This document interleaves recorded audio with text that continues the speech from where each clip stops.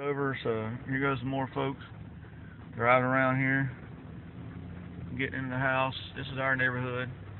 Starting to flood up in our neighborhood. Look, the entire street's like covered in water. This is Eric Martin reporting live from Virginia Beach, Virginia. The storm hasn't hit the north yet, but we're experiencing torrential downfall and flooding rivers. Soon, Windrose Boulevard's about to be flooded. So South Plaza's flooded.